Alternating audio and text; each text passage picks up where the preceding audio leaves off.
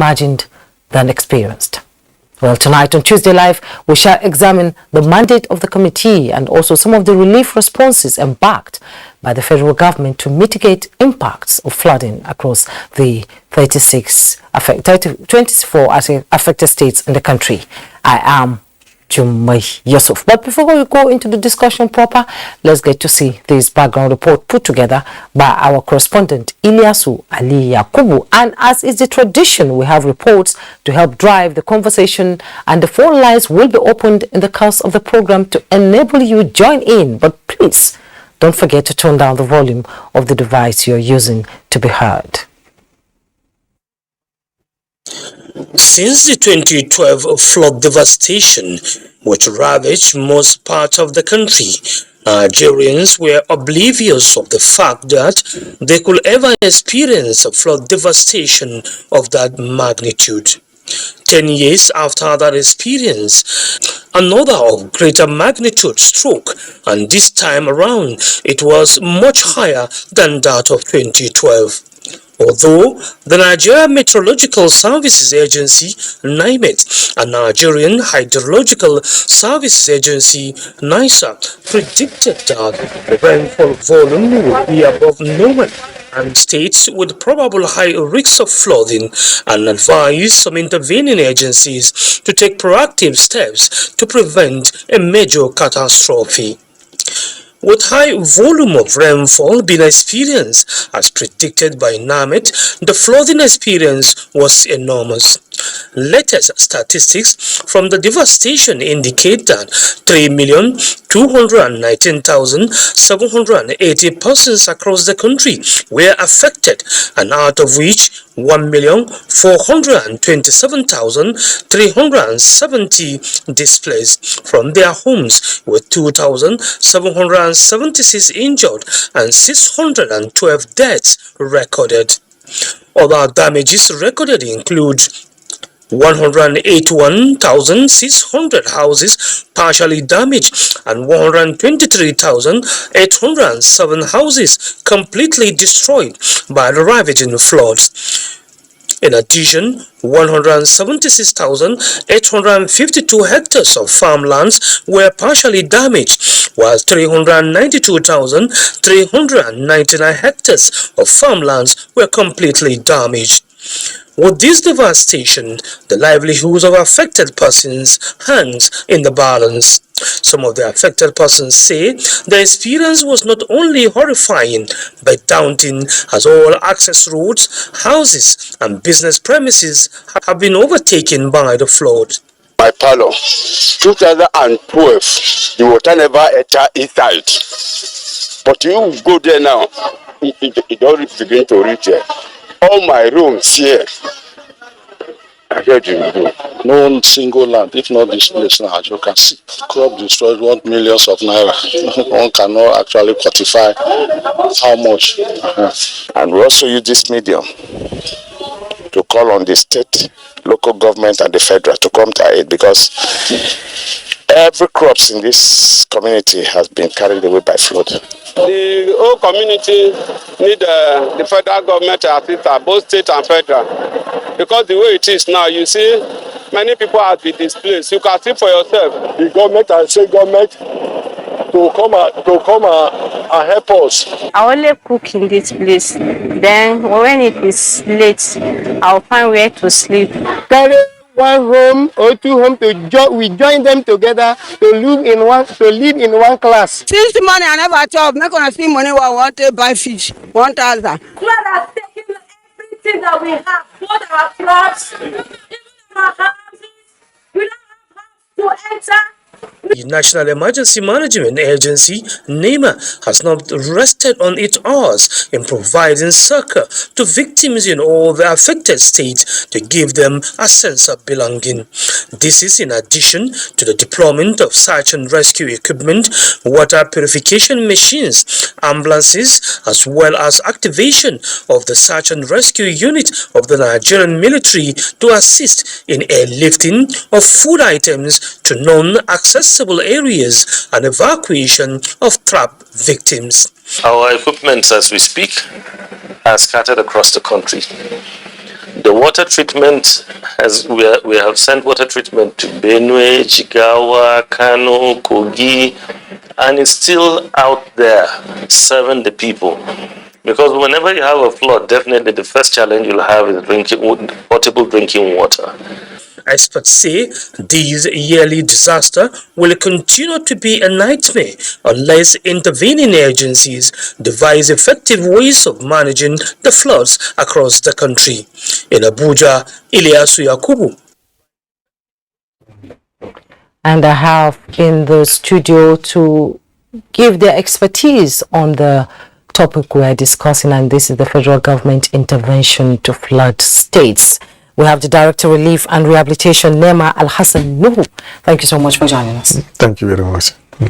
Honorable Wahman Sam Igurubra is the chairman, Bayelsa State Emergency Management Agency. He's joining us from Yenagoa via Zoom. And we also have Professor Ahmed Sadoki Abubakar, former Dean of School of Physical Sciences, Federal University of Technology, Mina, Department of Geography, is joining us via Zoom.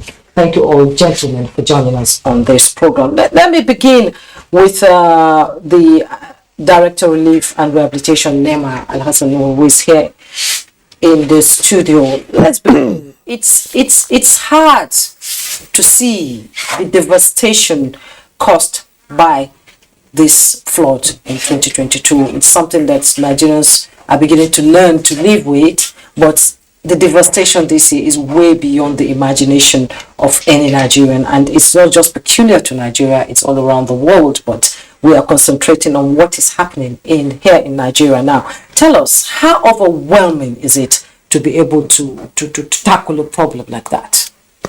Well, thank you very much for this. As you have rightly mentioned, that the flooding situation is ravaging the world over, largely due to the impact of climate change. In Nigeria, it has hit us very badly. The water level we witnessed in 2022 far exceeds that of 2012, which hitherto was the most devastating flood in Nigeria. In 2022, we have recorded over 600 deaths, with over 3.4 million people affected. Part of them, about 1.3 are displaced. They left their houses, meaning that they are in need of critical assistance. Thousands have been injured. A lot of houses, in thousands, were partially destroyed, some totally destroyed, and over 500,000 hectares of land were affected, some partially, some totally. If you look at the quantum of economic damage across all the sectors of the economy, it is way above what we saw in 2012. So likewise, the relief effort going on. Apart from before the relief effort, we saw this coming. Experts told us that the water was coming and is real. So we try to sensitize the public. We sensitize those who should take action, responsible authorities, communities at risk, to first of all take safety of lives and property above every other consideration. Move to higher ground first, and then we can attend to the issues of the flooding in a meaningful way we can. We have addressed all the respective state governments, giving them warnings, 1, 2, 3 letters, and we work assiduously with our counterparts in the states emergency management agencies, to ensure that we have identified high grounds to evacuate people. We pre-position materials to be able to respond. But when all mitigative strategies are in place, we now brace up to respond. And we did that throughout the 36 states of the country. The flooding situation started as far back as May, June. As it comes, we respond. We have responded to all the states critically hit. When we adjudge the situation to be beyond the capacity, the coping capacity of the state, we go in to support the state. We are not,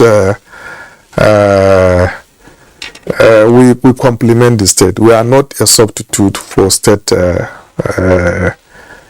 intervention. What we did, we support the state in all the 36 states that we have situations of flooding. But of course, stakeholders are also saying that the current situation requires a more comprehensive approach, to disaster and emergencies. Exactly. It's never a job for every one single agency. It requires the collaboration and cooperation of all tiers of government, of all disciplines, of all jurisdictions, of all sectors. So every ministry, department, and agency has a role to play. We need to have a concerted, collaborative action. NEMA alone cannot provide all the needs of the affected people. We can at best provide coordination. We give relief materials. We give potable drinking water by deploying our water purification machines, but it has a limit. There are line ministries, department, and agencies that have core competencies in these areas, like Ministry of Health. They have core competence in terms of providing to the health needs of the affected population. Ministry of Water Resources provide lead in terms of water, sanitation, and hygiene. Ministry of Women Affairs has a duty to protect the right of women and children while this thing is going on. It's a work for everybody. So how strong is your synergy with the states before I link up with Bayelsa State so that we can talk about it? Well, we have strong synergy with the states. NEMA cannot go and operate in a state without the collaborative support of the state government. We work together, we attend trainings together, we attend conferences together. It's supposed to be like twins. We are like twins brothers with the state emergency management agencies. We cannot achieve any meaningful progress without them, and they need us, because we provide guidance, we provide advice, and we provide physical support to the states in terms of needs. Okay, thank you so much. Let me bring Honorable Wahama, who is joining us from Yanagwa via Zoom. We've listened to the NEMA Director of Relief and Rehabilitation, and all over Nigeria we've seen the devastation that the flooding has caused, and in fact it is still causing, because in some states the water has subsided, but most parts of Bayelsa State is still, I believe, submerged underwater. Critical infrastructures have been affected. How have you been able to handle this situation with the collaboration of the federal government? How easy or how difficult is it for you? Well, good evening, Nigerian. I'm glad to be on this program. Greetings from Bayelsa State. It has been very, very difficult. I wouldn't want to maximize my word. It has been very difficult and very tough for us here. The flood, as you know, is overwhelming. 90 to 95% of the landmass in Bayelsa is submerged with the flooding, and it has made life unbearable for the people of Bayelsa State. It's a tough one. This is the first time we are seeing this magnitude of flooding, and it has been really difficult and challenging.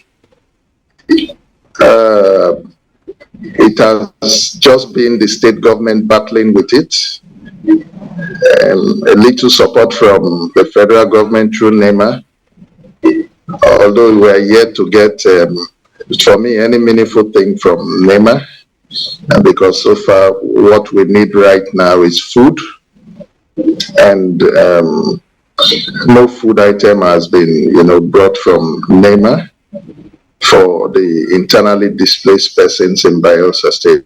So it has been a tough one, considering our situation, how we were cut off from River State and Delta State. So we were stuck right in Bayelsa all alone, and battling within ourselves to see how we can at least make the people a little bit comfortable. It has been a very challenging one, I must confess. NIMET issued warnings, since February, I believe, on the predictions of the flooding this year. What kind of action did you take to prevent this flooding that is really, really destroying critical infrastructures in Bayelsa, and the people themselves are not finding it easy to survive it? I wouldn't say NIMET did not give us warning. They actually did several warning, and it was just the normal arrangement of states trying to put things together. Considering the 2012 flood, where the roads were still intact, that we could get support from outside the state. I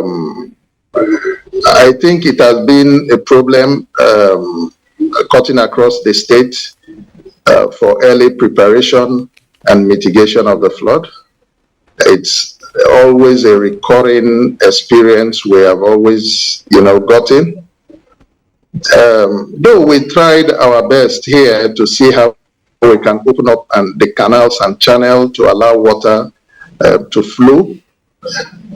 But this is unprecedented. We never knew it will get up to this point. We did some preventive measures. The state government did some building of dikes to prevent heavy flow of water into the city, into Yenagoa city. And the dikes actually helped in, protecting some areas.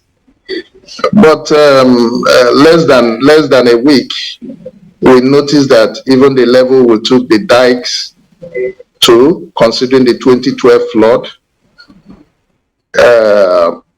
2022 flood has surpassed, those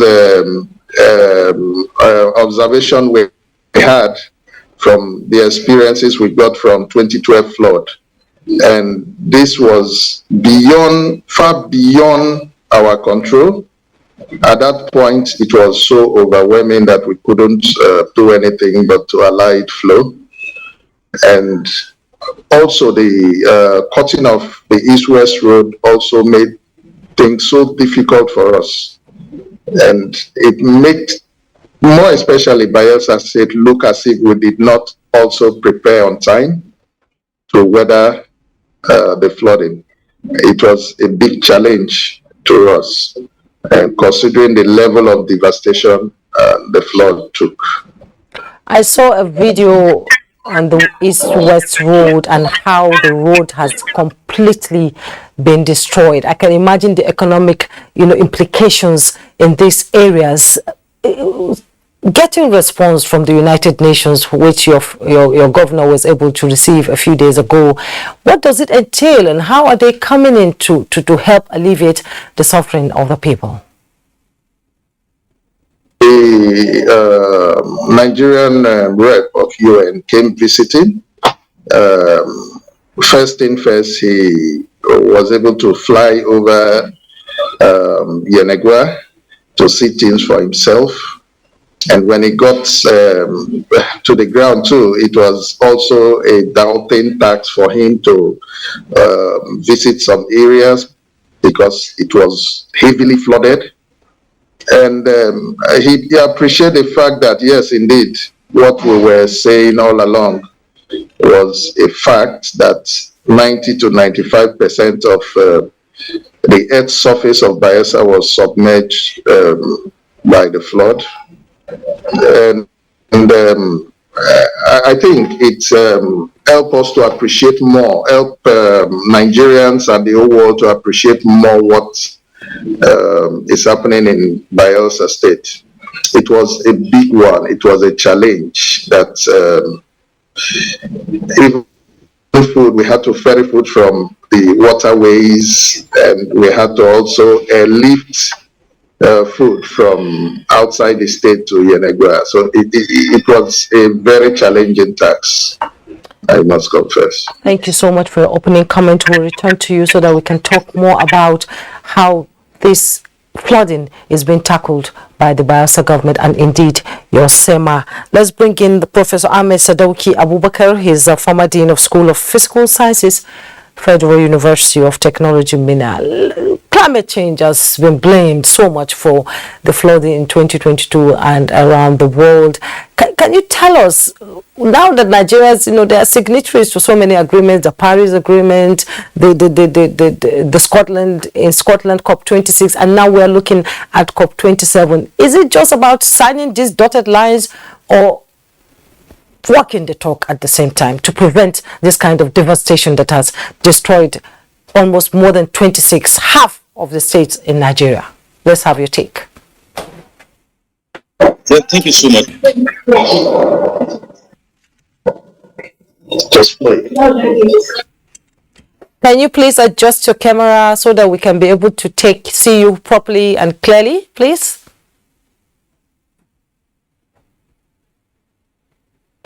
Okay, while it does that, let me come back to Al Hassan Nuhu. To prevent this kind of occurrences, the federal government have set up a committee.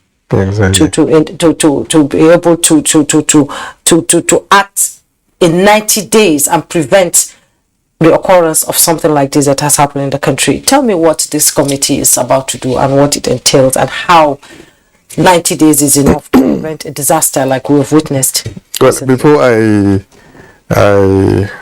go to the committee issue. Want to respond to some? I appreciate the challenges that my brother Sam in Bayelsa in Yenagua is facing. I want him to appreciate that we are facing the same challenges. When the East-West Road cut off, is what hindered our supply of materials by road to Yenagua. We have even contemplated buying these materials, food materials, in Yenagua itself, but the food is not there. Right now, as I'm talking to you, 3 trucks of food have left the airport in Port Harcourt because we have learned that the road is now passable, that there is a route that can be followed. Right now, they have left and they will be in Yenagua by tomorrow. By tomorrow? By tomorrow. Definitely tomorrow. Definitely. We have catchment of... We had earlier lifted non-food items using the Nigerian Air Force air power. We brought these items to Port Harcourt Airport, wanting to use the air power again, but there were little hitches. So we now got the information this evening that the road is open and we have loaded and dispatched to Yenagua. Apart from this, food items going there, there are about 2,100 bags of rice, 1,774 bags of sorghum, 3,948 bags of gari that are also on there. We are facing the same challenge that they are facing. We appreciate what they are facing. They should also appreciate the effort that the federal government is making. Bayelsa State is like any other state. We cannot deliver items to one state and neglect the other. It goes contrary to the principles of humanitarian intervention. One of the core principles is principles of need. Whenever there is need, we try to provide that need, and then the principle of fairness and objectivity. This is the guiding rule in this. We cannot afford to take Bayelsa differently. We are only facing the same challenge that they are facing. We appreciate their own position, and it really pains us really very much that we are facing this challenge. Right now, our officers are in the airport, Port Harcourt airport, loading these materials. 3 trucks have left and they are still loading. So you should exercise a little patience. We will be there just like we were everywhere in this part. And the Air Force is helping out here. It's helping out. You heard what no state has been complaining about. It's a collaborative effort. State government, they are the first line of responders. They respond. It exceeds them, we support. This is what we are doing all over the country. And apart from these items, even right now the DG has approved a set of relief materials to all areas that we thought to have responded and is not adequate, including Bayelsa. The 36 states have been considered now. DG has approved. So we are doing our best. So how is the committee going to improve on what you are doing? What we are doing, the committee we have now, there was approval of the integrated flood plan. Yes. That is plan for all the facets of responding to flood, from prevention, mitigation, preparedness, response, and recovery. Now this committee is set up particularly to look at how we can put this yearly recurrence of flooding behind us, to come out with concrete measures that can provide permanent solution to the recurrence of this flooding. And I believe the committee have the right caliber of people yes, that if we sit down together and say we want to stop this, it will stop. Okay, let me bring in Professor Ahmed Sadauki Abubakar. As somebody who knows the climate itself, it must be painful to see how our climate, or we are contributing to the destruction of our climate. We blame it all on climate change, but some people say we caused the climate change itself to happen. What is your take? Sorry, you're not very audible enough, but maybe if I can get what you're trying to say. We are trying to relate climate change with this flooding phenomena that we've been having, all these years. Am I right? Very good. Now, you see, climate change is a global phenomenon, which we all know. And climate change, we should understand that the temperatures are rising, which is causing or has been causing melting of ice, and in that case, the ocean will be the water in the ocean will be increasing. Thereby, those living around the coastal areas will be having serious problem with coastal flooding, coastal erosion, and the rest of it. But this one is a kind of different ball game altogether. The climate change that we are talking about here is we have increased rainfall. So rainfall mostly is the culprit. But be that as it may, the flooding that we had this year is such that almost a recurrence of what we had in 2012. And everybody has been talking about the Cameroonian Lagdo Dam, which is located very close to the border between Nigeria and Cameroon. So, and there were insinuations way back in the 90s, early 90s, that that the government decided, or the government of Cameroon decided to construct that dam so that in case if there are problems, either security or otherwise, they will just release the water, and then Nigerians will be confused about which one to go for. Is it the flooding or is it the war? That kind of thing. But that is just mere information. But I want to believe that the local dam, yes, the release of water, yes, but then Nigeria, we must find a way of getting information sharing between Cameroon and Nigeria, so that at least we'll be able to understand when is this flooding going to come. We'll be able to predict when this flooding is going to occur, so that at least we can give out early warning, to those people that live within the River Benue and also the River Niger, because these are the two international rivers that we have that come into the country. But the fact of the matter is, do we even have that relationship so that we can exchange whether by the time we know that yes, they're going to release the water? I know maybe they must have been given information, but if they give that information again, what about the River Benue itself? The River Benue itself, as far as we are concerned, it has already silted up.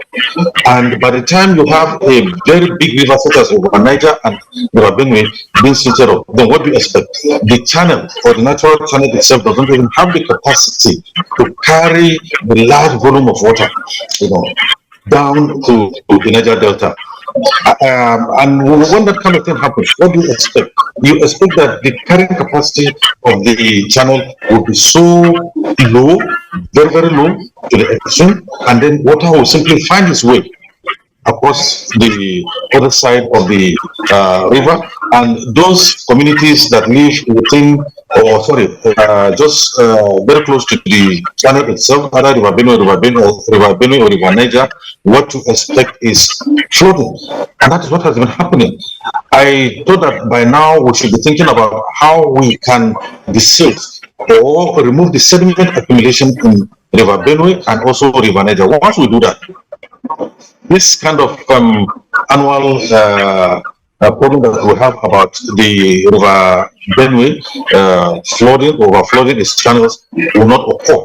But if we don't take that proactive measure, then honestly, it is going to be a recurring decimal, year in, year out. So it's a major problem that we must tackle. I know that dredging a river is very expensive, but we must be proactive.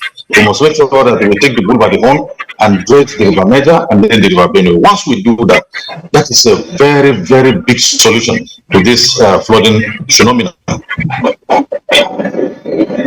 We've looked at how the federal government is saying that it is going to fight climate change, from agreements in Paris and then Scotland, and now we are looking at COP27. Issues like this will be on the table to be discussed with other partners across the world. What do you think? Do you think it's just signing the dotted lines, or we're going to walk the talk too? Exactly, you have said it all. You see, when we talk about climate change, at the global level, you see, we're not serious about it. Let me be very frank. We're not serious about it because some of these superpowers that spew or emit some of these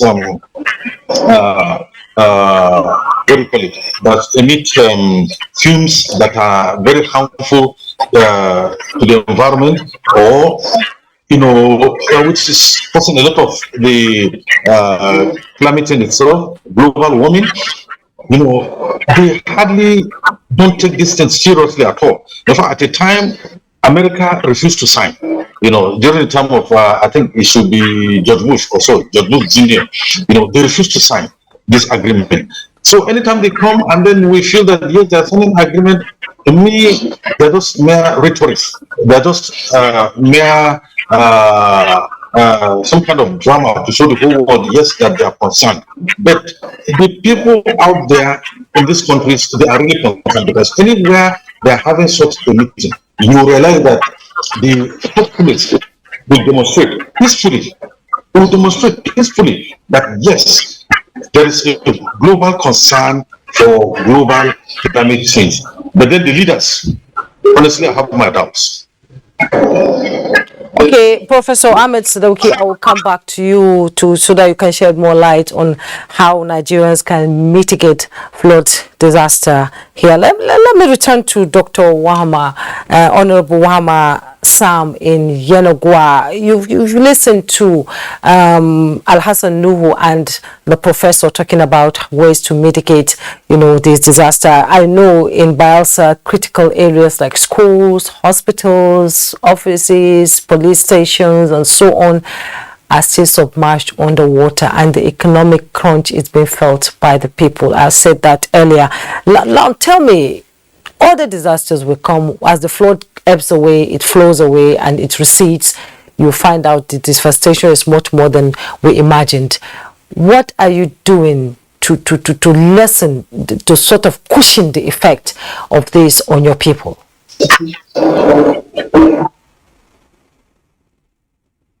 I can hear you well. Can you repeat yourself, please? Yes. NEMA have said that farmers in other states should work in conjunctions with them because it's a collaboration. And we see how Bielsa is looking now. Critical infrastructures like schools, hospitals, police stations, offices, almost everything is submerged underwater. It's an economic disaster in itself. People who depend mainly on fishing to supplement, their ways of living. How can they cope? And what are you doing to cushion the effect of this devastation?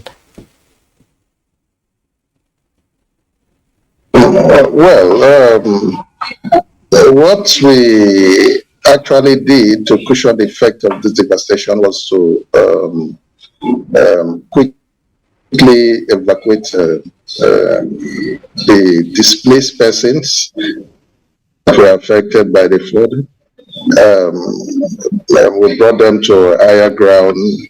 In Yenagua, the government had to open a camp, 3 camps actually, in Yenagua metropolis, and there were several camps in other localities, but more of Yenagua because a lot of people were evacuated to the city center, where it was a little bit better to accommodate them. We had a lot of issues, just like you said, a lot of places were submerged, schools. But I think part of the early mitigations we took was because when NEMA and NIMET made a prediction of the expecting flood, we decided to shut down the schools on time, and we had to send all the children home. And those that were outside of the state, they had to also go back to their parents, all in preparation of the flooding, because we know it will be a little bit bad. Considering 2012, we never knew it would surpass 2012. And so when it came, we moved everybody, more especially majority of the displaced persons, to the city centers. We had 3 camps in Yenagua, 1 Osbole camp. That as I speak to you now, there are over 20,000 displaced persons there. We also have one at Igbogene, Igbogene camp. I think as at yesterday, the figure was more than 5,000. And we also have one at, they call it Ayamaijo, and it's also more than 5,000 displaced people. That's only in Yenagua. And we had several, we call it clusters, private IDPs. Several IDP because of the challenges they had. Most of them wanted to stay closer to their houses because of also insecurity.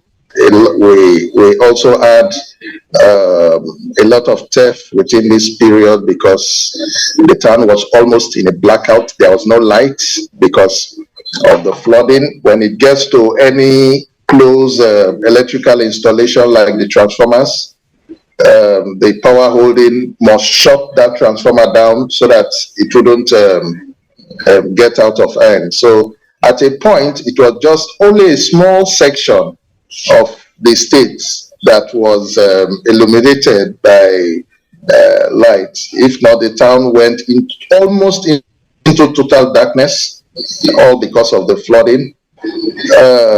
We couldn't also have petroleum product. It was a very difficult thing because nothing was coming in and nothing was going out. It became a very serious. So generally, the state government was trying to, put everything in place to see how they can cushion the effect of how the suffering people were undergoing, and that's it. It was overwhelming, but thank God for the courage of the state governor. Please, I'm sure you heard Al-Hassan Noor saying that by tomorrow you'll be getting relief from the federal government. How are you receiving this news? We feel a little bit excited knowing that the federal government has started pushing actually what we need. It's not like I said they didn't bring anything before. They brought, but what we were expecting was not what they brought us at that time, because also managing disaster, you must bring what the people need at that particular time. And at the particular time they brought the non-food items, we weren't needing them. Up till now, those food items are not also distributed. Those non-food items are not distributed up till now as I speak to you. Because what we are expecting to, receive from the federal government through NEMA was actually food, because the whole city was starved of food. We needed food and medicals, and that was what we were expecting. And some time ago, they also promised us that there is a mobile water treatment plant coming to Yenegua, but because of the road, it got stuck in Benin. But as I speak to you, vehicles have started coming into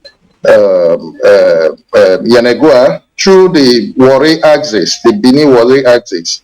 And we're expecting that the water treatment plant should be here. They said it's a mobile water treatment plant. And up till now, no portable pipe bomb water to drink. You can imagine that it's a bag of pure water that is sold for 130 naira as at before the flood. It's over 300 naira right now. And so people are really suffering. We've been hearing promises. We as a chairman of SEMA, I want to see things happen. I will be excited if sincerely those food items comes in tomorrow.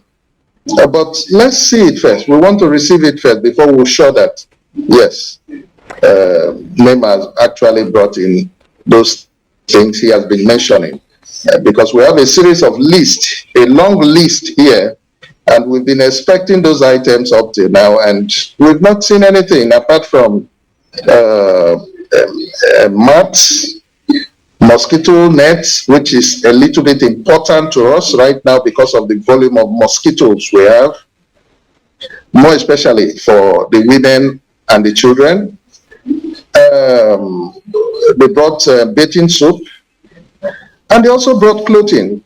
What do we want to do with clothing at this time? There is no way a man will be looking for food and you're bringing clothing for him to wear. Will he wear it with an empty stomach? And so these are the challenges we've been having, and we've been having some issues with NEMA more especially.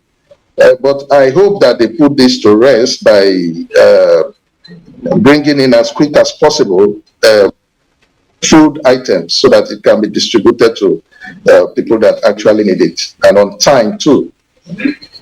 Okay, let me bring in Alhassanu to respond. And I understand that NEMA has offices and warehouses spread across the country.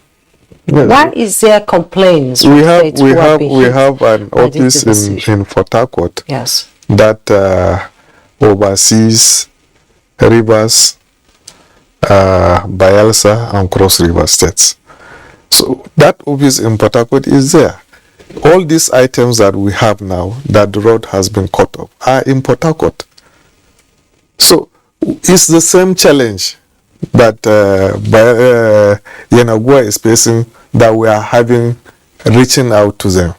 This water purification machine was earmarked to go to Yenagua, but also we had the challenge of, like what you were saying, that it's just today that we realized that the road is passable. In fact, they brought Gari from Elisha to take to keep it to in Port Harcourt so that we airlift. Then it was realized that they can proceed to Bayelsa. To Bayelsa. That's how we now loaded and start reaching out to Bayelsa. The water purification machine will also leave from. We have another office in Asaba that takes care of Delta and Edo, and that purification machine is in Asaba, going down to Bayelsa also. When will it get to Bayelsa? Because clean water is very important. It's very important. To prevent cholera. Yeah, it's now that the road is passable, it will get there as quickly as possible. We are not resting on our oars. As is at the same time that the consideration to provide food and NFIs was taken, but the road cut off from Lokoja even when food was going down. So the NFIs have reached there quite on time. So we had to use the airport, the Air Force to airlift these NFIs, and we have an arrangement with the Air Force to continue to airlift these food items. But there were some logistical challenge, and to the glory of God, now the road is passable. We have cause to have this program with you next week, I'm sure you will be telling a different story. More favorable you will be things telling we don't say things that we don't do. It's a testimony. No states has ever had this kind of challenge of getting access. This is what we are facing in Bayelsa. All the states that had flooding Jigawa, Kano, Lokoja, including Lokoja. Yes. We were in a program here when they all testified to the fact that we were there on time. There is a particular challenge in Bayelsa. We appreciate it. And we want Bayanagua to also appreciate that we are doing our best. In fact, there was nearly an incident when we are lifting those non-food items. We nearly had a crash. With the Air Force plane? Yes. That would have been exactly. And really bad. Many people will not know this. We are not sleeping. We are not resting on our oars. We want to deliver assistance to every part of Nigeria in need. Right now, even where we have attended to, the DG has approved another round of relief materials to those states. We will be anywhere there is need to the best of our capability. We had to, in fact, before we now said the road is passable, we have even arranged with the Navy to give us security through the waterways to use the barrage to deliver these items. We are looking at every possible option to reach people in need. Yes. Okay. Well, we'll continue with this conversation. Like I told you earlier, we have reports that would further drive this conversation so Nigerians will know how the federal government's intervention is helping states to come out of this situation itself. Let's take this first report from Jigawa.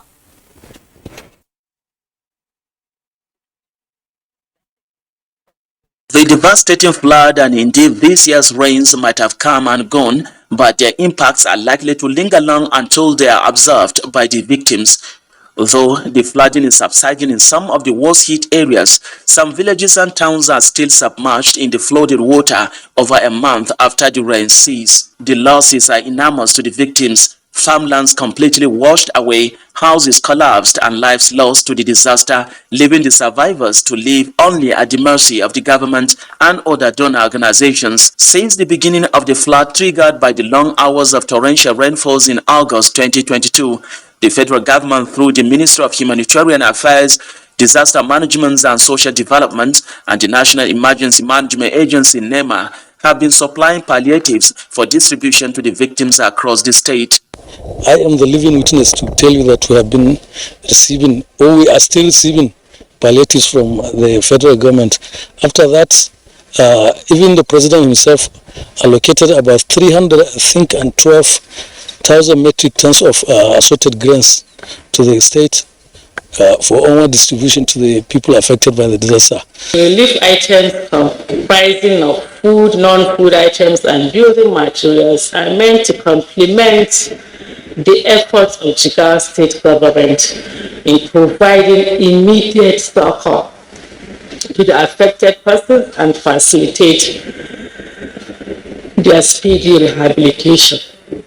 We cannot compensate people for the traumatic experience they have suffered in times of disaster. Yet we have to help people to get back on their feet and restart normal life with this type of relief intervention. Non-governmental organizations are also complementing the government in providing succor to the victims. Public-spirited individuals are also intervening, notable among whom was the APC Presidential Standard Bearer Swaju Bola Ahmed Tinubu and the chairman of the Progressives Governors Forum, Atiku Bagudu, who donated the sum of 50 million naira each to support the victims. The wife of the president, Aisha Buhari, had also, through her Featured Assured Foundation, donated a large quantity of assorted food items to the flood victims in the state.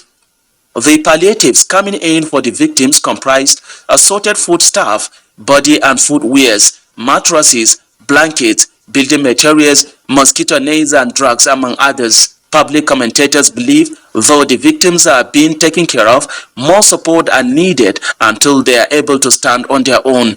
The next report is from Yenugwa. The impact of the 2022 flood on the lives of the people of Bayelsa State is of historic proportion.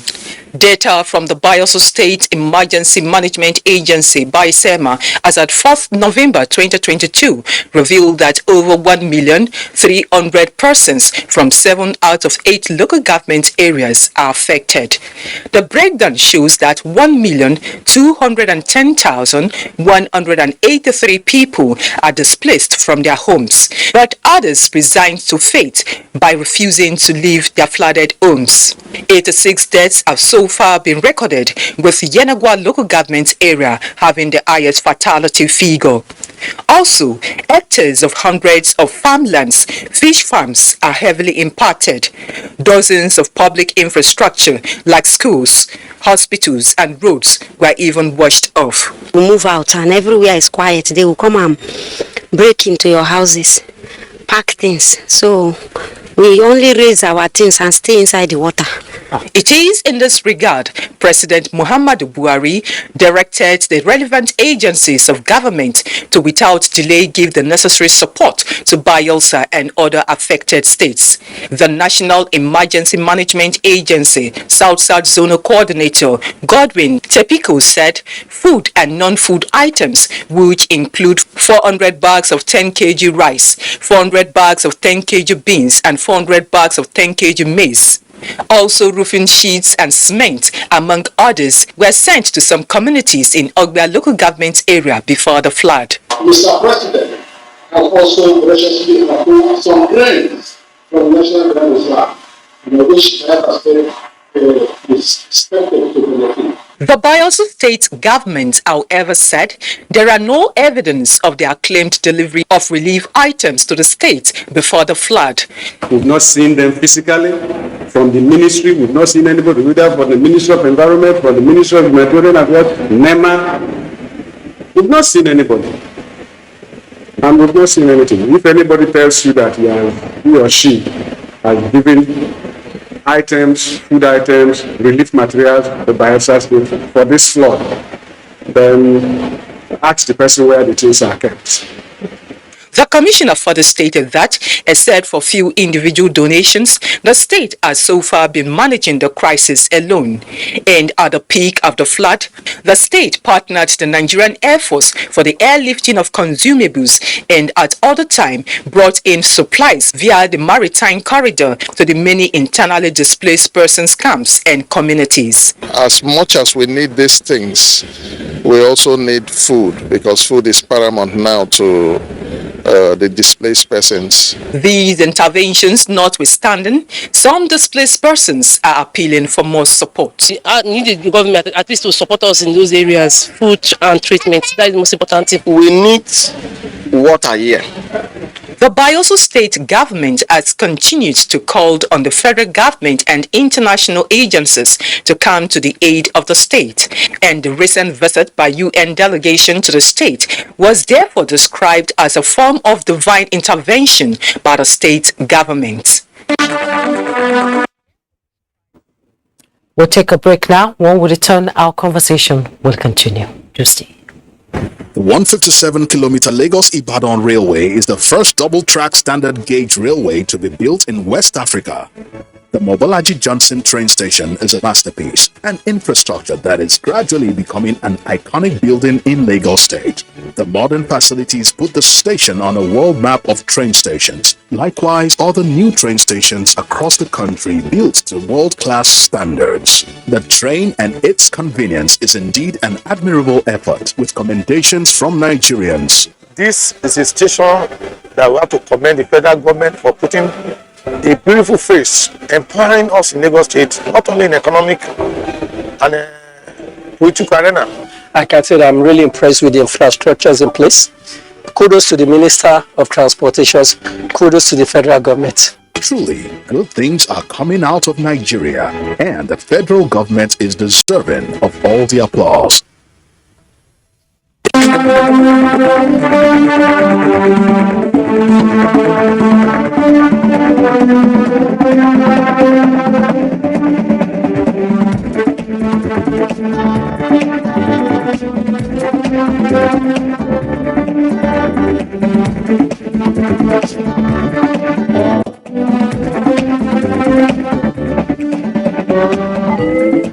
NTA Tuesday Live, a network issue-oriented innovation talk show. Yeah, welcome back. If you're just joining us, this is Tuesday Live. We're live in Abuja and we're discussing federal government intervention in flood states. We have guests in the studios contributing their quarter to the conversation. Let me come back here to the studio where Hassan Noor is sitting down. You've seen the reports from Jigawa, Yenogwa, and you've seen how the supplies are moving. Exactly. You listened to the report itself. Yeah, so what's your response to these issues that have been raised in the report itself? Well, you've seen the report in Jigawa.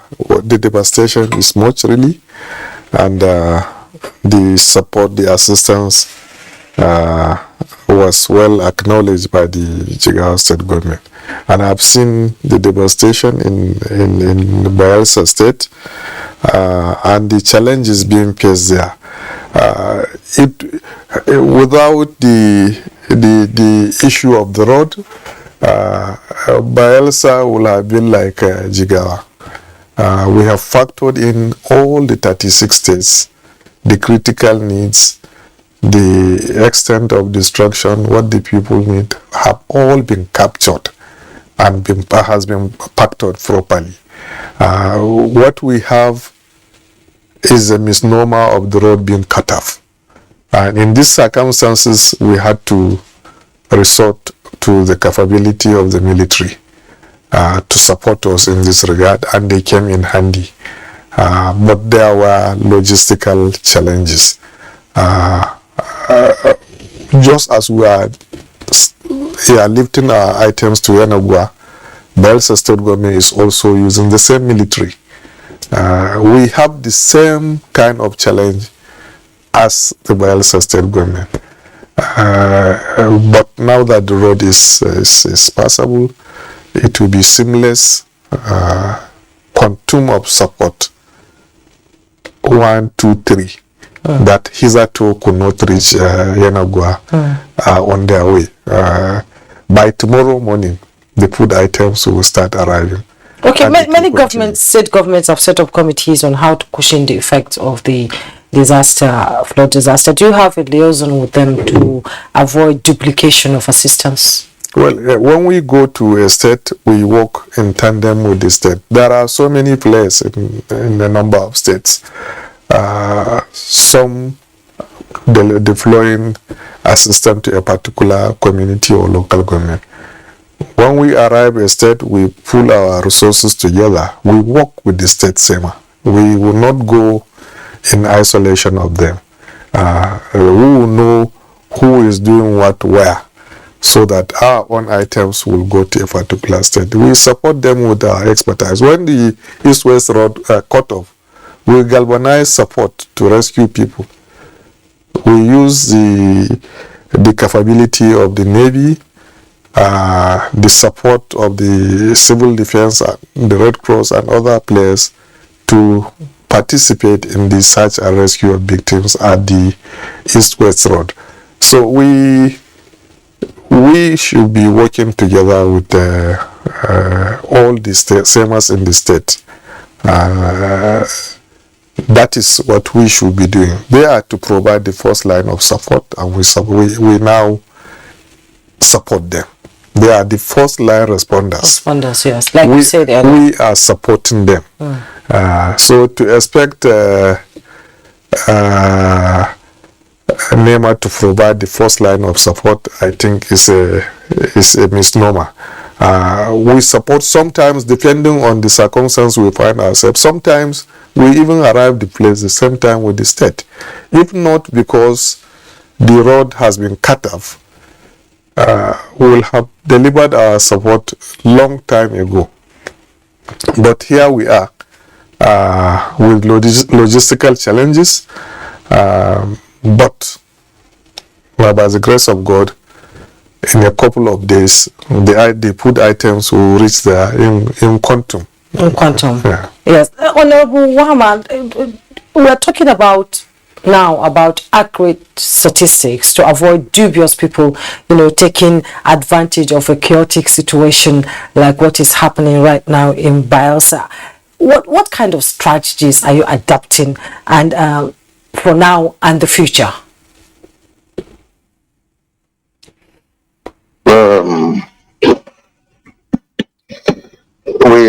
We have seen what the ravaging flood has cost to us, and we are not leaving any stone unturned this time around.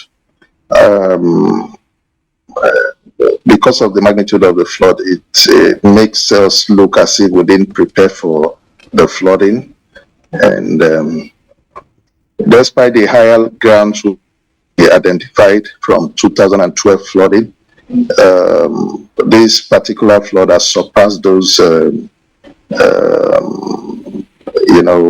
benchmark we took to identify higher grounds to move out displaced persons from their homes. And so this time around we are also working with that, knowing the level of the tide of the flood we have seen, and we are putting so many things in place, so many. I think the governor recently even engaged a consultant to go around the state to also get facts and figures, to also look at how some areas can be either embankments on the communities, knowing the level of flood we have experienced this time around, and also to look at where more dikes can also play a major role, and also looking at the dredging of, there is a river called Epie Creek within the state capital, the dredging of that creek to contain more water, to see how in case of flooding it will contain more water out of the town. And so there are so many things the state government is trying to put in place to see how we don't find ourselves in this kind of situation. Indeed, these houses that have been submerged, all hands must be on deck to ensure that when people return to their homes, they will have a home to live in. How are you going to ensure that the houses itself is safe for residents to return to? Except you go back to your home and see how safe it is. We might not really know every property that is affected. We know we had a lot of partially damaged home and a lot of damaged home too. But more especially the partially damaged houses are not too safe because you might get in and less than a short period of time, we experience collapse, serious collapse. And so I think that the consultant will put so much to identify more especially those properties that are marked partially damaged, is either to bring it down totally or to see how they can remedy it. But a lot of challenges facing us, and right now there is a post-flood committee set up by the state, headed by the Deputy Governor, His Excellency the Deputy Governor, and he's a man that doesn't relent in anything. He has started working already to ensure that people go back to their houses and also be safe. That's the most important thing, because as we go back after the flooding, that is where we begin to see new challenges that are, will face the state too. And that's why we need the support of everybody, both the international community, the federal government, to really come to our aid, because I know it will be overwhelming for the state. The state governor has been trying his own best to see how everything will come back to normal, but it has not been easy. And that's why we are asking for serious collaboration from every agency. We were glad when the president gave a marching order that all interventionist agencies should channel their energy towards Bayelsa. But just like the director in NEMA said, the challenges have been very tough. But that notwithstanding, if a state can lift items from wherever to Yenagoa, I think NEMA is capable enough to do much more than the state. And so, given the reasons that the roads are bad and this and all sorts of complaints, preventing them from getting into Yenagoa with relief materials, to me, I think it shouldn't arise, because there are several means. The waterways are there, and also you can airlift. After all, they airlifted those non-food items to Bayelsa. What we were complaining about was the timing. The timing was wrong. Those non-food items were supposed to be food item airlifted from wherever, from Benin, from Port Harcourt, from Lagos, from Abuja to Yenagoa, because as at the time they airlifted those non-food items, we were seriously running shortage of food. And so the agitations, got higher when NEMA was not responding in that direction. And that was why it looks as if they weren't doing anything serious. Because for me, the timing was very wrong. What we expected, we didn't get, and what we never expected to come so soon, that the items we were receiving, which wasn't too useful to us as at that time. And so these are some of the challenges we noticed, and it was as if NEMA wasn't doing anything. So a lot of challenges ahead of us, a lot. For me, I think this is the beginning. The post-flooding era is the beginning of the challenges, because new challenges will emerge. Things we have never seen before will also emerge, and it will not be easy. It will not be easy for us. It will not be easy. So we're also asking for all collaboration, assistance, and both from local and international communities to see how they can come to our aid. I'm sure, yes, I'm sure Al-Hassan, who is listening to you, but you get to respond to you. Let's get some reports from other states to see the situation there and how they are handling it. The next report is from Lokoja. The devastating effect of the 2022 flood disaster, which began on the 24th September in Kogi State, cannot be exaggerated. All flood-prone local government areas of the state were ravaged, with Ibaji as the epicenter. The entire Ibaji community is submerged. I have a farm over there. I couldn't pick anything from there. Look at my building. It is deeply in the river. As 514 communities were submerged, 471,000 people were displaced across the affected local government areas. This gave way for the establishment of 84 IDP camps, both by government and faith-based organizations. Out of the 471,000 displaced persons, about 200,000 are children and 810 pregnant women, while 24 deaths were recorded. A total of 92 health facilities were hit by the flood, with 66 health centers partially damaged and 26 completely destroyed. In a swift response to the humanitarian crisis in the aftermath of the disaster, the federal government, through the National Emergency Management Agency (NEMA), distributed relief items consisting of food and non-consumables.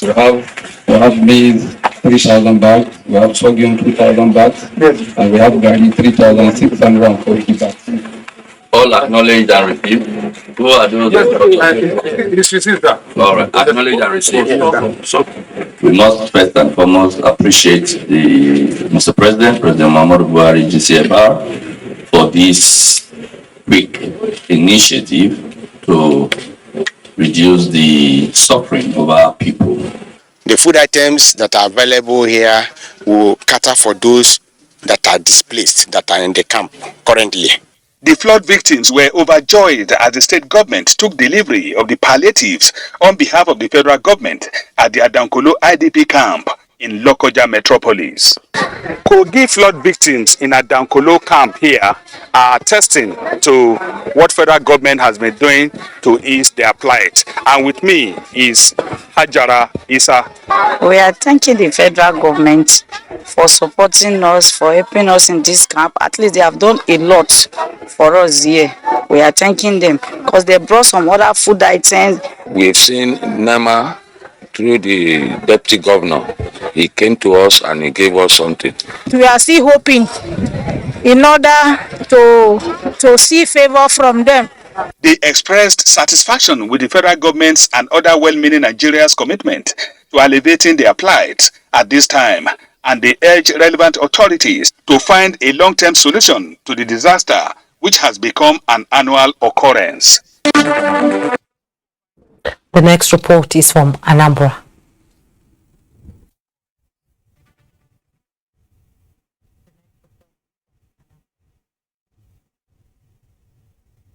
Anambra State is one of the states badly affected by this year's flood, with some parts of 5 local government areas underwater. This calamity has resulted in the displacement of over 30,000 persons as homes and farmlands were submerged by the flood. The federal government, in a swift reaction to the untold hardship facing victims of the flood, handed over relief materials to the state through the National Emergency Management Agency (NEMA).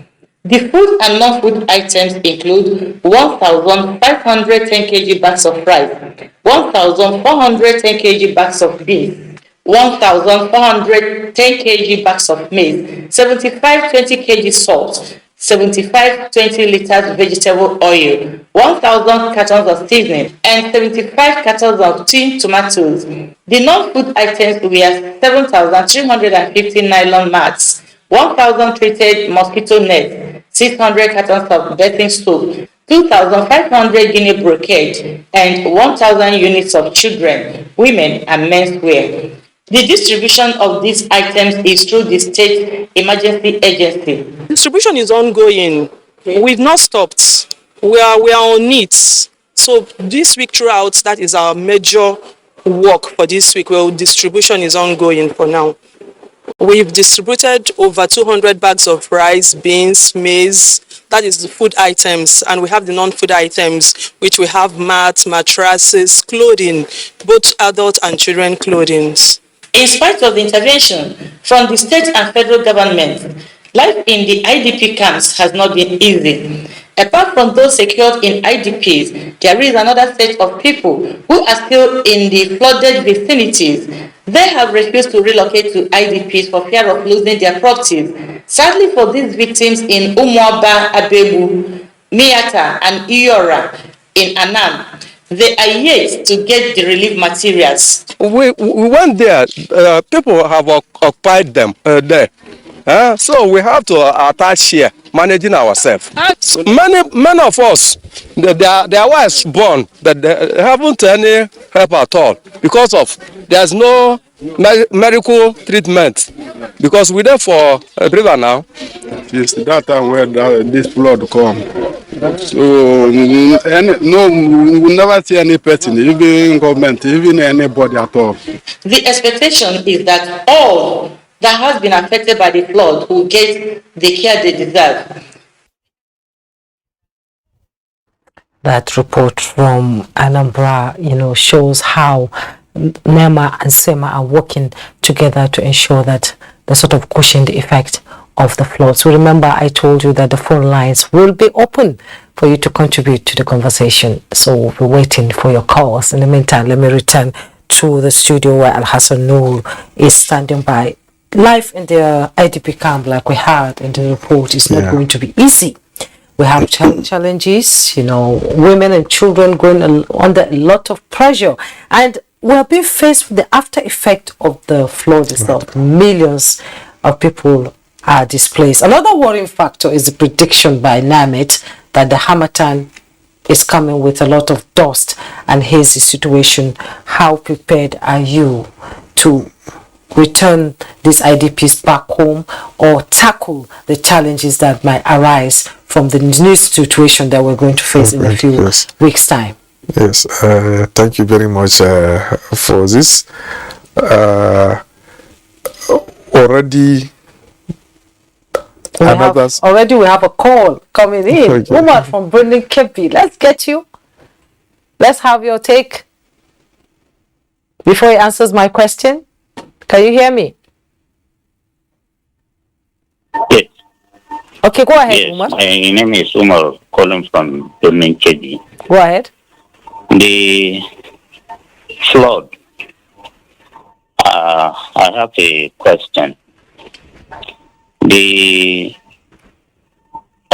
late Umar Musa during his time, there is this issue of dredging the River Niger. And during Goodluck Jonathan, I don't know whether the project had been abandoned.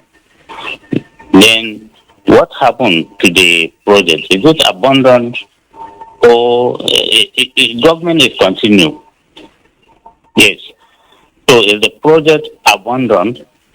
That's my first question. My second question is that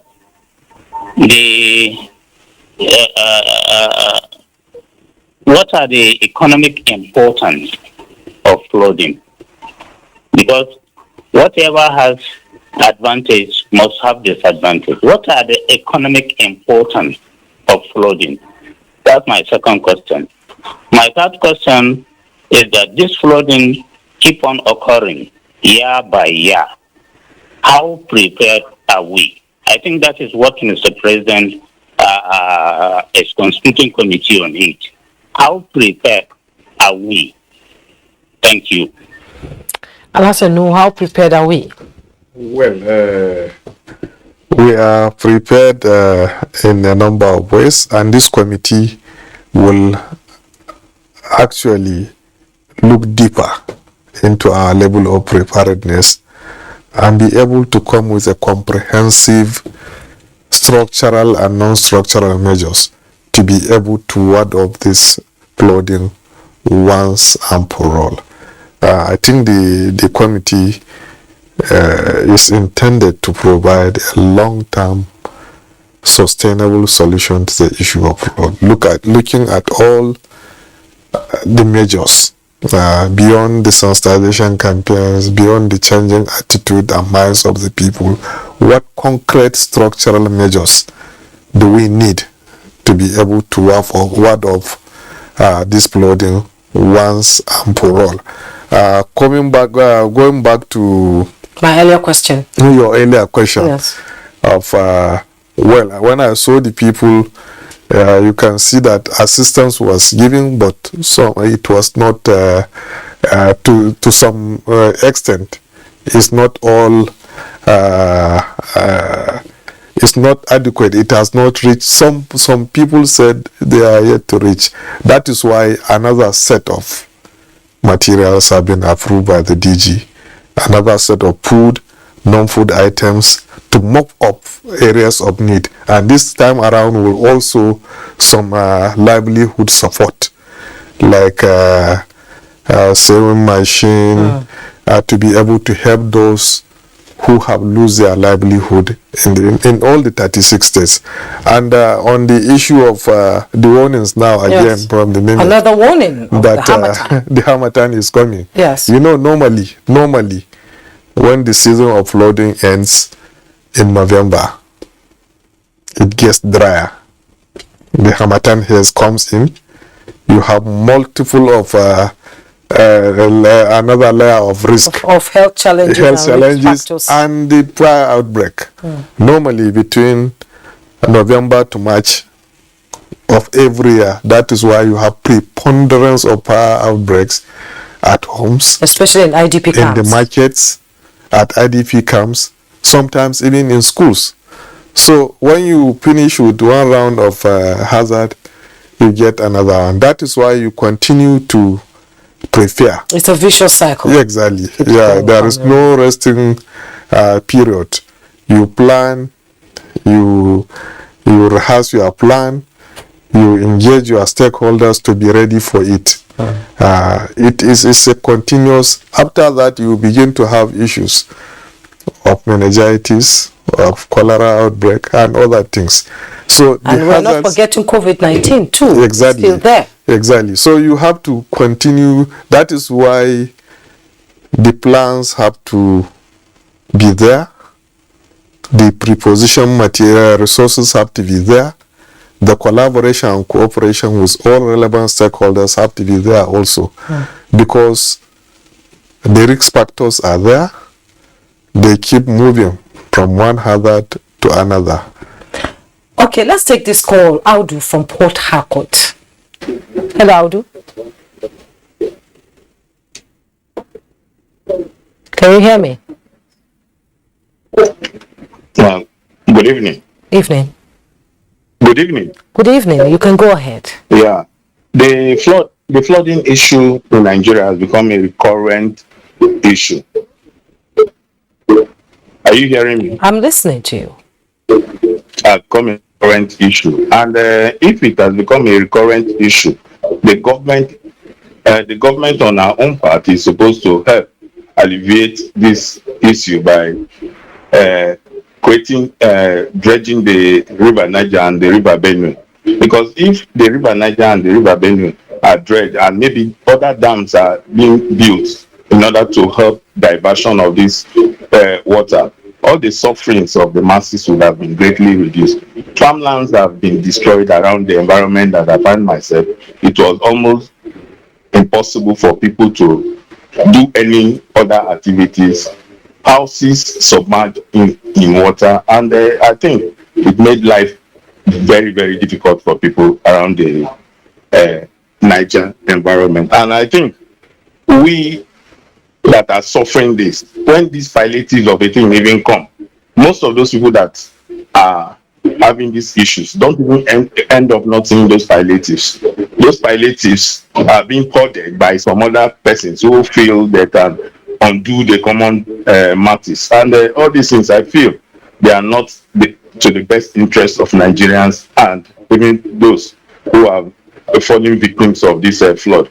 I feel the government should not be even thinking about palliative. They should go on sightseeing to know people who have these problems and possibly give them monetary support, so that if you want anything, you'll be able to get those things yourself, instead of saying on air that, or that they have brought palliatives and people are not seeing those palliatives. You will be surprised that a whole community of persons will be there. They will give them one bag of rice where they will be sharing in cups, 3 cups to a family. It is insultive bringing one sachet of Indomie to a family man that is palliative. They will gather people, snap picture that they are sharing palliatives. I think these things are insultive, and it is making it look as if we are making casual of the government. The federal government must have tried on our own part, but distribution is seriously a problem in Nigeria, and we should look at these things. If not, people will end up blaming the government for not doing what they ought to do.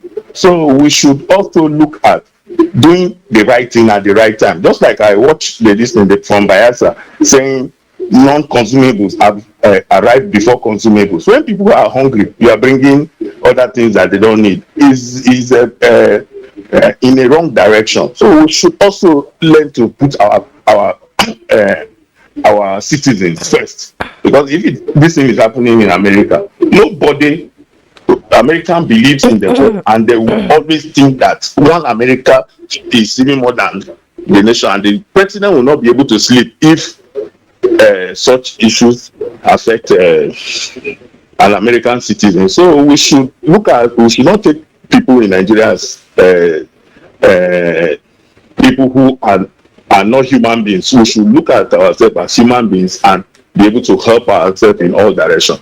Around the Onelga area where I stay, it is just really a mess. It is a pity that we suffered this thing, and it's an oil producing environment where people who are supposed to be enjoying greatly don't have this opportunity for those things. And when they are flooded, the government does not even attend to them on time. Thank you. Okay, thank you so much, Audu from Port Harcourt. Let me join Honorable Wama to respond to the phone calls that came in. Can you respond to? I asked you earlier that we're looking at the accurate statistics so that you can be able to avoid, people taking advantage of the chaotic situation you have. Let's have your response there. And indeed, the NIMET prediction on the Harmattan that is coming, a lot of people are out there out of their homes, and I'm sure it's not going to be a very good picture to see. Well, for us here in Bayelsa, we, despite the prediction of the Harmattan that is coming, I don't think we'll be too much affected. Even if we are, it wouldn't be as bad as in the north. And the only thing is that the weather will be also affected, so flying will be difficult, and some other things too will also be difficult. But to the extent of the last speaker has said, we are also sharing the same view. The issue of anytime there is disaster like flooding in Bayelsa State, because we are prone to flooding because of the location of the state. We are at the coastal line, and so whether we like it or not, how small the flood, it will also pass through Bayelsa to the Atlantic Ocean. So we are very prone to that, and I think preparation should always be in top gear to also weather those situations. So it's part of us. It looks as if the flooding has been a part of the typical German, in quotes, lifestyle. But all the same, nobody wants to be uncomfortable where you think you can be very comfortable at the comfort of your home. But I also share that the last caller's view of looking beyond sharing palliative and looking at a permanent solution on putting this flooding. Yes, it looks like a natural disaster, but it also have a loop also like a man-made disaster. Considering the stories of Cameroon, Lagdo Dam, anytime they release the water and coming to, running through the river Nile, the river, and all sort of stories. But this is something we can also contain as a government, more especially the federal government, by building the dam that was agreed in Adamawa State. I believe if they do that, this perennial flooding year in, year out will reduce drastically. But all the same, it has come, and the only way we can is to see how we can rally around among ourselves and see how we can put it to attend. A situation where it has been an annual ritual for you. What do? You always prepare for it. You always alert your people to see how they can also prepare themselves for the flooding. And a lot of disasters, a lot in Nigeria, but we are a country where God has blessed so much that most of these disasters happen and there is no serious effect. Unlike what we see in developed countries like America, where they have serious disasters like hurricane, so many in a year. Unlike Nigeria, we are so blessed. But nevertheless, we should also prepare ourselves, because when such disaster comes, it will be disastrous for us. Generally, the attitude of Nigerians and federal government, as it were, it's not too encouraging. When we have issues like flooding as a disaster, the response is always slow. I don't know why they have issues of responding too slowly to issues like that, more especially to we in this region. It has been always a difficult task. We need to shout, cry, and before people will come to our aid. And we have left everything for our fate. We thank God for the kind of governor we have, that is very passionate to his people. And he has been working around the clock to see that he tries to ameliorate the suffering of the people.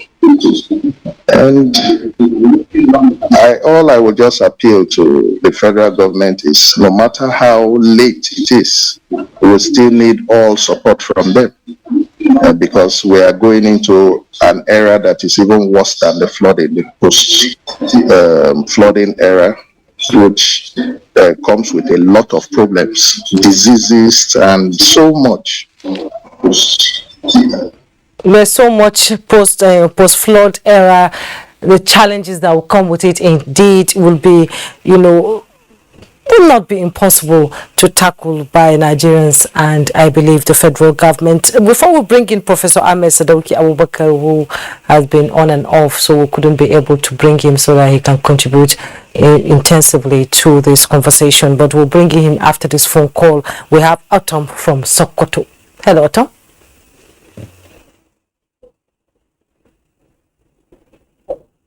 Hello, Autumn. Hello, madam. Good evening. Evening.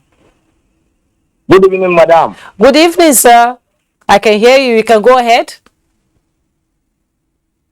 Mr. Nuhu. Okay. This is a very, very interesting program on Tuesday Light Day on this victim by flood, victim from those states. I can observe there is no Sokoto here in this mentioning state that are taken from victims, the flood victims. Because we here in Sokoto, we have a flood, especially farmland flood. if you, I can see, if you take your way from Sokoto to Tambuan, you can meet Keita and Bodinga and other places in Kilani. They are having fraud for farmland, and I didn't see a request of this state among those states that are affecting the fraud, because farmland is a very big fraud. But here in Sokoto there is no what do you call it, housing fraud affected, but the farmland is affected.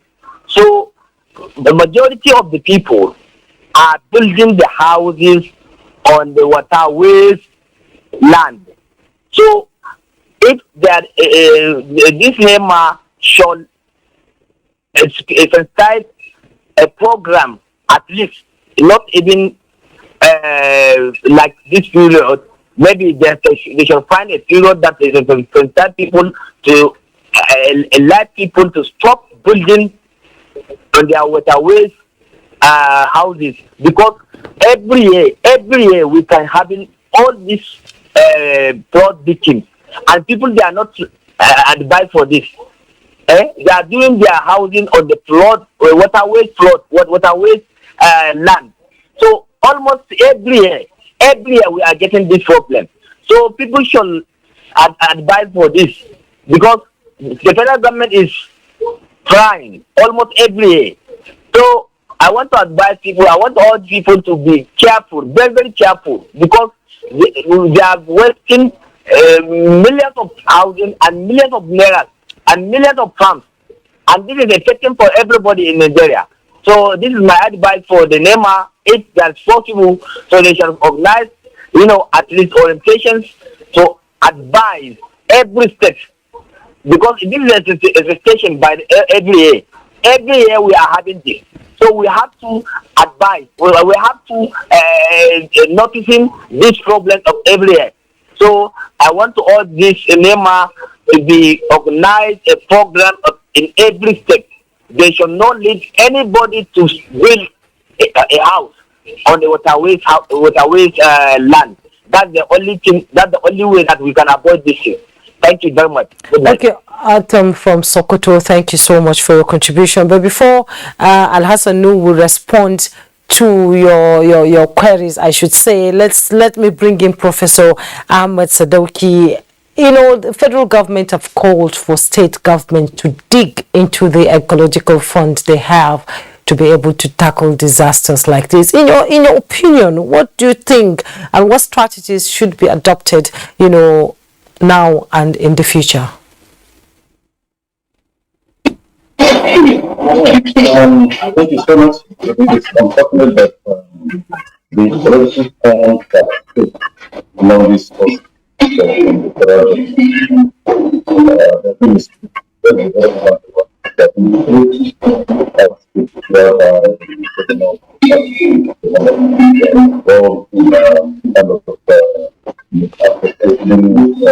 Can you move closer to your microphone, because I can't really hear what you're saying? Can you move closer to your microphone, please? Yes, please. And mute your television set, please. You can hear me now? Yes, you have to mute your television set, please.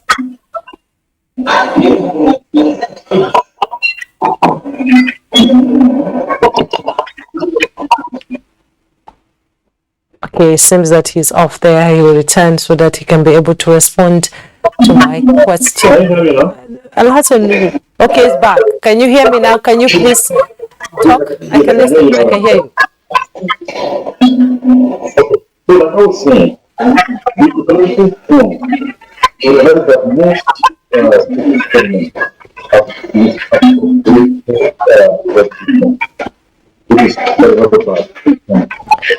I'm sorry, Professor. I can't really get what you're saying, and I'm sure our viewers out there can't really get. Your audio level is very low, and your TV set is still on. If you can bring it down so that you can join us before the program rounds off. Let me come back here to the studio where Hassan Nuhu is seated. The Sokoto Atom, Mr. Atom, yes, he was concerned about issue of people building in floodplains, and they need to create a sort of enforcement to stop this habit. And I believe that this issue of people building in clearly floodplain areas will form part of the issue that the presidential committee set up currently will want to look at, because you have so many communities living. In fact, some communities, when you hear the name of the communities, you know that they are living in clearly floodplain areas and people are building there. So it should form part of the issues that the committee should seek to resolve. What do we do with people building in clearly floodplain areas? How can we stop them? Then he also raised the issue of flooding in the farms, and they need to do something about it. Yes, as our records have shown, that so many thousands, over 500,000 hectares of farmlands are affected by this flooding, either partially or some completely, totally. There is need for concrete agricultural intervention to be able to support farmers. You support farmers to reduce their vulnerability. You can reduce vulnerability from the point of production. And this is what we need this time around, to enhance their productivity, because they have been victims of flooding, so that they will now be able to produce more. It will build their resilience so that when the next round of flood even comes, they will be able to withstand it. So there is need for concrete intervention in the line of production to be able to reduce the vulnerability of the people and increase their resilience. It's a very good intervention from the person in Sokoto. What we need to do with the states really is to work together, not to be trading blames. Well, when the flood comes, the states are the first line responders. What have they done? It's human nature to trade blames at times. What you think? But it should, blames Nobody should not wants be to take traded, responsibility. not with flood situations, not with situations where human lives, their property, the environment is involved. In this situation, what we need to do is to work together collaboratively to support one another, to ensure that the sufferings of the people is reduced drastically. Not to say they have a responsibility to play. And that's why this ecological fund goes to the states, goes to local governments. They are supposed to develop a kind of efficiency that they can provide that first line of support. Not immediately a flood come, you now begin to say You want to the federal government. Exactly. Well, the magnitude is high. They should come to the federal government, but they should provide that first line of support. And we are there to support them, to even galvanize the global community to do that. We have sought for assistance from the United Nations. We have requested through the Office for Coordination of Humanitarian Affairs to get a SAF grant to support states affected by this flood. We are working with the World Bank to undertake a comprehensive assessment of the flooding, to have a deeper reflection of what happened, how did it affect the sectors, what is the quantum of damage to each sector, and what do we require to put the society back to what it was before the flooding. So we are galvanizing support, and we need the support of everybody. No state can go it alone. Even the federal government cannot go it alone. We need the support of not even the state, but even the local government and the communities. So this is a work that cannot be done in isolation by any tier of government or by any agency of government. We need to come together. We put the people first to give them the necessary succor and to ward off the next round of flooding. Okay, we have to sign Professor Ahmed Sadauki Abubakar, former Dean, School of Physical Sciences, Federal University of Technology, Mina, and Department of Geography, and also in Mina. He joined us via Zoom. Unfortunately, the network for the Zoom has not been good, and he has not been able to contribute the way I believe he would want to. Thank you so much for coming on Tuesday Live. Thank you so much. Let me join Honorable Wama. Talking about the ecological fund, the federal government is saying states are not doing enough to dig into the ecological funds to prefer first-hand, solutions to the prevailing and the flood crisis in their state, and in other, natural circumstances that would need them to go into this fund. Are you using the fund enough? Because it's like the blame is back and forth. But the federal government is saying the states have money, the ecological fund is there, why don't they use it? It's true. It is true that a lot of the states in the country does not use this ecological fund. Sincerely speaking, including my state. But looking at the situation right now and what the state is doing, way over $1 billion has been expended on relief materials, lifting of food, accommodating displaced people, feeding them, trying to make them a little bit comfortable, and all what they are doing. I think the governor is drawing from that ecological fund. The only thing I see that is a little bit different is they need to be proactive by using the ecological funds to put in structures that will stand the test of time during flooding, like building a permanent camp for the IDPs, putting some measures in place, all money used from the ecological fund, and so many things to be done with such money. But also the federal government putting blame on the state also that they are not also using the ecological fund to run. I think there are other challenges, environmental challenges that time to time come up within a particular state that we don't cry or we don't ask any support from the federal government. We try to run it based on the budget that is available, knowing that monies are released based on ecological funds to take care of the environment.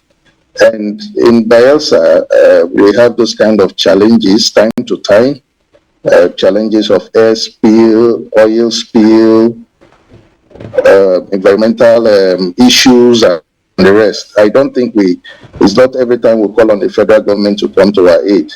And I think the money has been expended on some of those challenges we also face as a state. So if they say totally that governors don't use the ecological fund, it might be right to an extent, but also to an extent it's not right, because give and take, I think it's 50-50, but all the same, they need to do more. And that's the truth, they need to do more. We need to see more of better approach on how our environment is being managed, and federal government trying to put the blame on state, and state trying to put the blame on federal government that they are not seeing any good assistance and intervention from the federal government. All the blame game should stop, and things should be done properly. That's the way I see it. Okay, what will we be looking at in the post-flood era in Bayelsa State?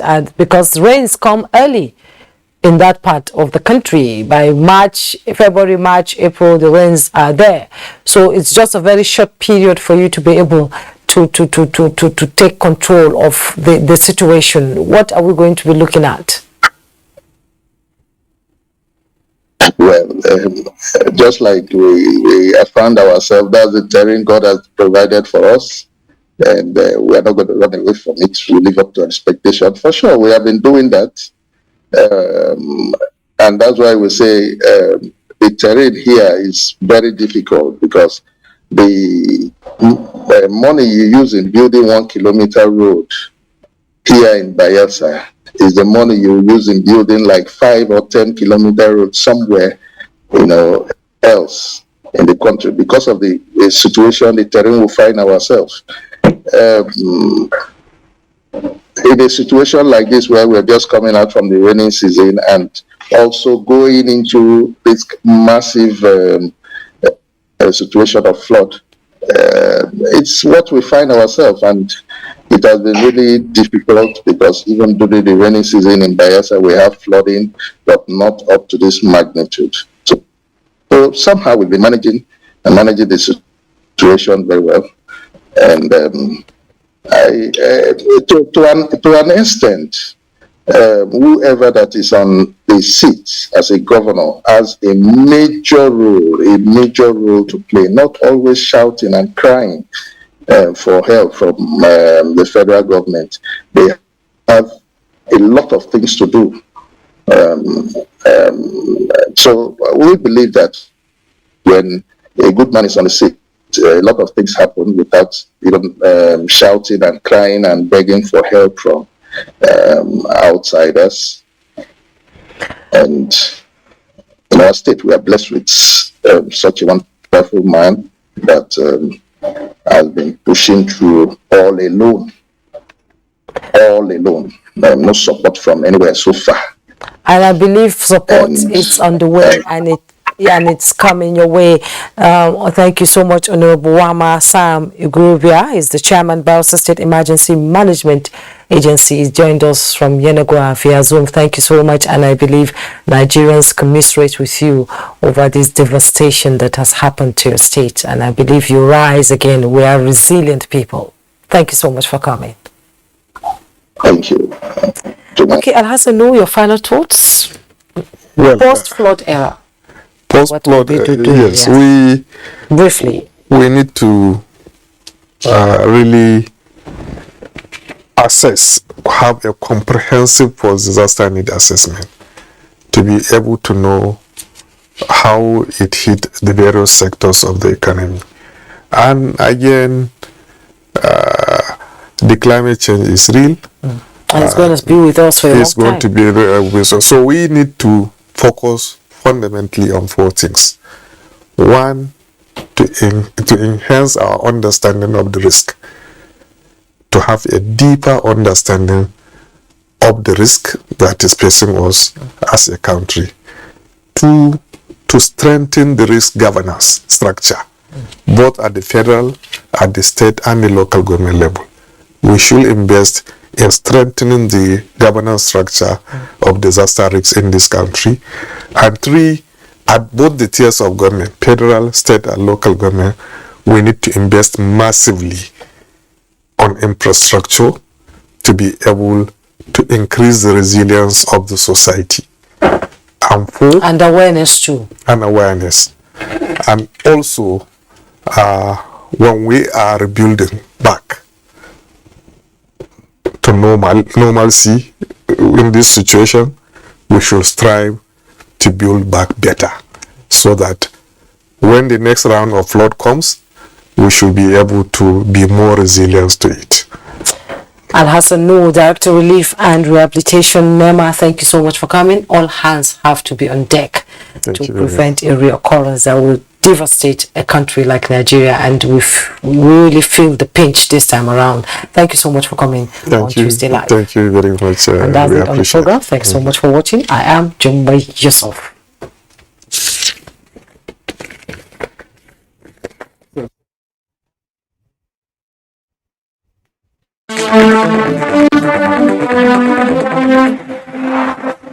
Thank you.